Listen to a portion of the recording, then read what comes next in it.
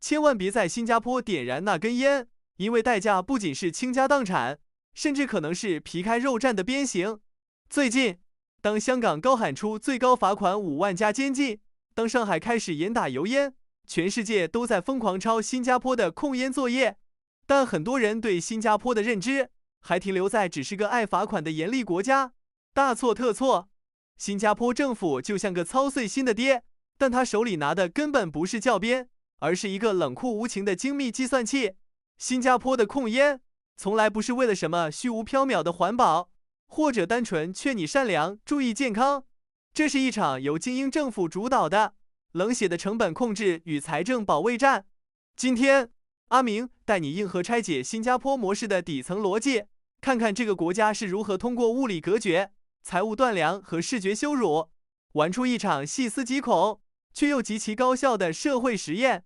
有多少人曾经被新加坡的高额罚单吓到过？真实的政策逻辑比你想象的还要残酷得多。最近这段时间，不管是香港拟定最高罚款5万港币并面临监禁，还是上海对街头油烟重拳出击，大家都在高喊向新加坡看齐。作为控烟界的祖师爷，新加坡的严刑峻法确实名声在外，但当你还在惊叹其他城市这些刚刚起步的政策有多严厉时，新加坡本地的老烟枪们其实已经快绝望了。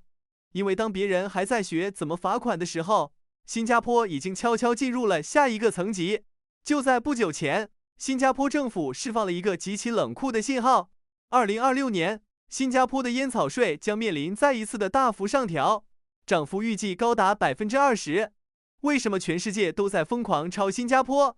因为大部分城市只看到了表面的街道干净和空气清新，却根本没看懂这背后深不可测的算计。在新加坡，控烟早就脱离了发传单劝阻这种低级趣味，它进化成了一种精准的、系统性的阶层剥夺。政府根本不是在和你商量，而是通过一套让人窒息的组合拳，单方面宣布你吸烟权利的破产。那么这套组合拳到底有多狠？我们先来算一笔让人冷汗直冒的财务账。2026年对新加坡烟民来说绝对是个生死攸关的分水岭。从那一年起，每支香烟的消费税将飙升到惊人的0.59新币。这意味着什么？意味着你在新加坡便利店随便拿起一包最普通的香烟，它的均价将直接飙破20新币大关。我们来算一笔非常现实的账。如果你是一个1天1包烟的老烟枪，1年下来，你的烟钱就是7000多新币。这笔钱在新加坡能干嘛？它足够你交一整年高级私人公寓的物业费，或者完美填补你孩子上1年私立高端托儿所的差价。很多人看到这里会冷笑，觉得这不就是政府为了充实国库，变着法子敛财吗？如果你这么想，那就太低估新加坡精英政府的格局了。数据是不会撒谎的。近年来，虽然烟草税率在不断攀升，但烟草税占新加坡总税收的比例其实是在不断下降的。政府的真实意图根本不是赚你这点烟钱，而是要对你进行彻底的财务绝育。根据卫生部的估算，吸烟相关的疾病每年给新加坡造成的直接医疗成本和生产力损失超过了6亿新币。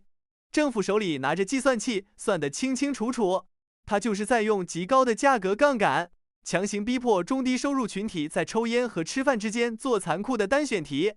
它不差你今天交的这包烟税，它真正恐惧的是你20-30年后躺在公立医院里，那张高达数十万新币的肺癌化疗账单。用今天的重税把你劝退，是为了斩断未来的公共医疗赤字。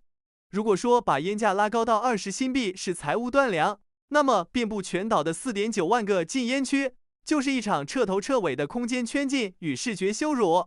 为什么新加坡要划定这么多、这么细碎的禁烟区？你以为仅仅是为了保护非吸烟者免受二手烟的危害吗？这只是第一层，它的核心目的是为了降低吸烟行为的可见度。在新加坡，烟民被像赶羊一样无情地驱赶到一个个指定的黄色方格里。想象一下那个画面，顶着赤道30多度的高温，几个大老爷们挤在一个狭小的黄格子里面吞云吐雾，而旁边来来往往的路人看你们的眼神就像在看动物园里被围观的猴子。这种围观式吸烟带来的隐形羞辱感才是真正的大杀器。本地的社会调查非常扎心，现在新加坡的年轻人之所以不愿意抽烟，很大程度上是因为根本找不到地方抽，而且蹲在黄格子里抽烟的样子实在太掉价了。除此之外，千万别提什么电子烟更健康，可以作为替代品。在新加坡，对电子烟的态度只有2个字：死刑。持有、使用或者购买电子烟，直接构成犯罪，最高面临1万新币的罚款，甚至长达半年的监禁。为什么新加坡不像英国那样支持电子烟？因为新加坡的系统运行原则永远是追求绝对的确定性。电子烟长期的医疗成本和未知危害，对政府来说就是一个随时会爆炸的财政盲盒。精英体制绝不允许任何不可控的风险混入国家账本。别以为你是初来乍到的游客就能拥有豁免权。樟宜机场的海关 X 光机是世界顶级的，哪怕你把电子烟拆成零件藏在鞋底，也能被精准揪出来。迎接你的就是当场没收加天价罚单。面对这样的政策，很多人在网上骂新加坡太爹味，管得太宽，甚至指责这是一种集权统治。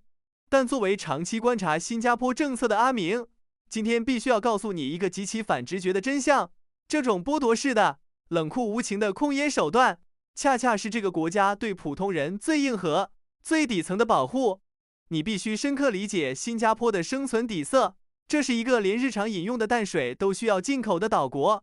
这里没有任何石油、天然气，也没有广袤的土地，人就是这个国家唯一，也是最宝贵的矿产资源。一个普通劳动力如果因为吸烟患上肺癌，昂贵的化疗费用不仅会让他的家庭倾家荡产，更会导致国家劳动力效率的严重流失，这是整个系统无法承受的代价。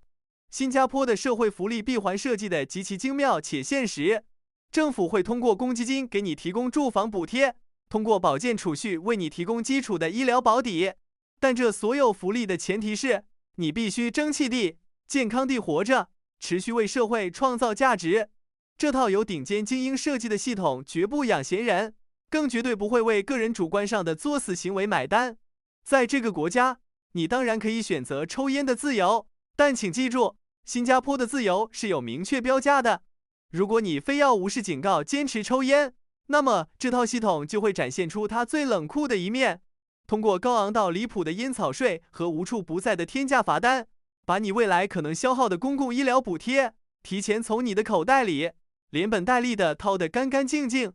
其实，如果你看懂了今天阿明的拆解，你就会明白，严苛的控烟仅仅只是一个缩影。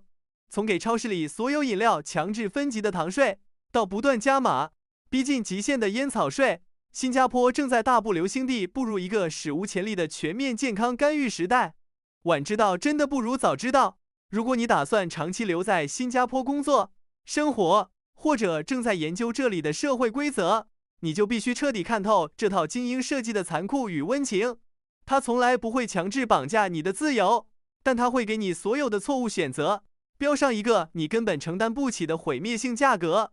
别再抱怨这里的法律不人性化了。当几十年后你老了，不用为了高昂的心血管手术费发愁，不用拖累儿女时，你也许就会感谢今天这套系统的良苦用心。最后，阿明想把这个问题抛给大家：你觉得新加坡这种剥夺式控烟，究竟是花园城市文明的高度进步，还是对个人选择权利的过度干预？